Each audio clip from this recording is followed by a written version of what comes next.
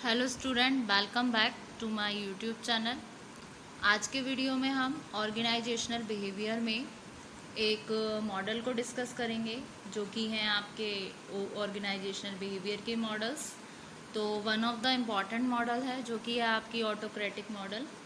तो आज हम डिस्कस करेंगे हमारा जो टॉपिक है द ऑटोक्रेटिक मॉडल। ठीक है, तो ऑटोक्रेटिक मॉडल के बारे में हम जानते हैं।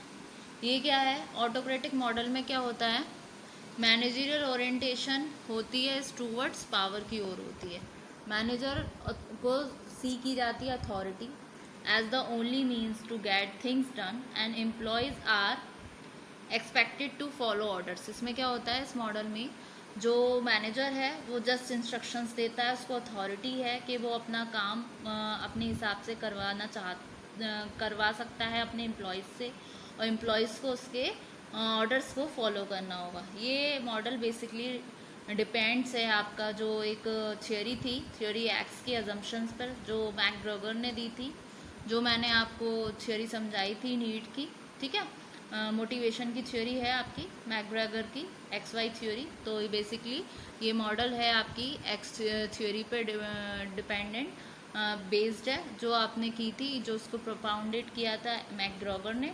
ठीक है, उसकी अजम्पशन पे बेस्ड है, जहाँ पर ह्यूमन बींग्स को एक डिस्टेस्टफुल टू वर्क के लिए होते हैं और ट्राई करते हैं अवॉइड करने से रिस्पॉन्सिबिलिटी, और उसमें क्लोज सुपरविज़न रिक्वायर होता है और डिज़ायरेबल परफॉर्मेंस होती हैं जैसा कि मैनेजर चाहता है वैसा ही। तो इस मॉडल का बेस है, जैसे कि मैंने ये डायग्राम में शो करने की ट्राई किया है, जो इस मॉडल का बेसिस है वो क्या है? पावर है। मतलब जैसा चाहेगा अथॉरिटी, पावर थ्रू वो कराएगा। फिर मैनेजरियल ओरिएंटेशन क्या? अथॉरिटी है उसके पास, वो इस पोजीशन पे है जो उनसे काम निकलवा सके। फिर एम्प्लॉय का ओरिएंटेशन क्या होता है? वो सीधे सीधे उनकी बातों को मान लेते हैं, ओबीडेंस नेचर के होते हैं और डिसलाइक करते हैं वर्क को, कुछ काम खुद से नहीं करना चाहते। ठीक है, वो इंस्ट्रक्शन का वेट करते हैं। इसमें ओनली मैनेजमेंट डिसाइड करता है कि क्या सही है क्या गलत है। इसमें एम्प्लॉय को कोई राइट नहीं होता कि वो अपने व्यूज़ दे सकें। अगर एम्प्लॉय अपने फॉलो नहीं करेंगे बॉस की कमांड को तो उनको पैनलाइज किया जाएगा, जैसे कि उनका सैलरी में डिडक्शन होगा। मतलब डिफरेंट तरीके से उनको पैनलाइज किया जाएगा। उनको कोई राइट नहीं होता है किसी भी डिसीजन में बोलने का। इस थ्योरी का मेन मोटो है इस मॉडल का कि माइट इज़ राइट। तो इसमें क्या है, वो कमांड, इसमें दोस्त हु आर इन कमांड, जिनको कमांड होती है, ये मॉडल डिपेंड्स है पावर के ऊपर, जिन पे कमांड होती है, जिन पे पावर टू कमांड होती है। ठीक है, तो उसमें मैनेजमेंट, सिर्फ मैनेजमेंट डिसाइड करता है कि क्या सही है क्या गलत है। फिर दूसरी चीज़ ओबीडेंट ओरिएंटेशन होती है एम्प्लॉयज़ की, और इसमें जो एम्प्लॉयज़ हैं उसको अपने मैनेजर की बात माननी ही होती है। एम्प्लॉय का साइकोलॉजिकल रिजल्ट क्या निकल कर आता है इसमें? वो डिपेंडेंस होते हैं पूरी तरीके से बॉस के ऊपर।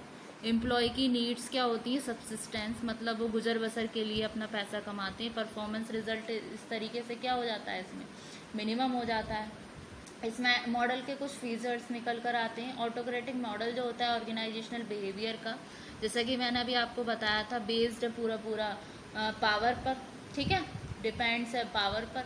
और ऑटोक्रेटिक इन्वायरमेंट में क्या होता है? Manager orientation found to be very formal होता है, ऑफिशियल अथॉरिटी होती है। और क्या होता है ऑटोक्रेटिक अप्रोच में? मैनेजमेंट बिलीव्स करती है that it knows that what is best. उनको ये लगता है कि जो उनको पता है बस वही बेस्ट है, और बाकी की किसी को, एम्प्लॉय को कुछ नहीं आता है। एम्प्लॉय की ऑब्लिगेशन कोई मैटर नहीं करती है, और एम्प्लॉय सिर्फ ऑर्डर को फॉलो करने के लिए बना है, उसका कोई व्यू नहीं है।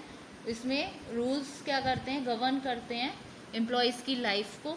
और फिर ये अज्यूम किया जाता है कि employee have to be directed, वो सिर्फ डायरेक्टेड हो सकते हैं, परसुएटेड हो सकते हैं, पुश्ड करे जा सकते हैं in order to get good performance. सिर्फ अच्छी परफॉर्मेंस लेने के लिए मैनेजर उनको पुश करता है। ठीक है, और इस ऑटोक्रेटिक कंडीशन में क्या होता है? एम्प्लॉय ओबीडेंस इज मस्ट, जैसे कि है एम्प्लॉय का ओरिएंटेशन क्या हो जाता है? ओबीडेंस, उसको बात माननी ही माननी है। इसमें no matter respect is there और नॉट, मतलब कोई भी उनकी रिस्पेक्ट हो भी सकती है, नहीं भी हो सकती है। साइकोलॉजिकल रिजल्ट क्या निकल कर आता है?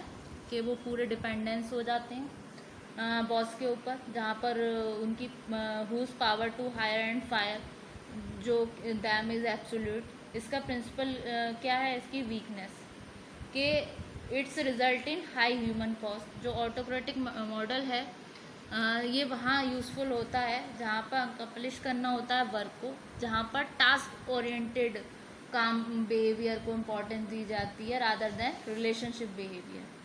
तो यहाँ पर जो आपकी रिलेशनशिप बिहेवियर है उसको नेग्लिजेंस किया जाता है, उस पर फोकस नहीं किया जाता है।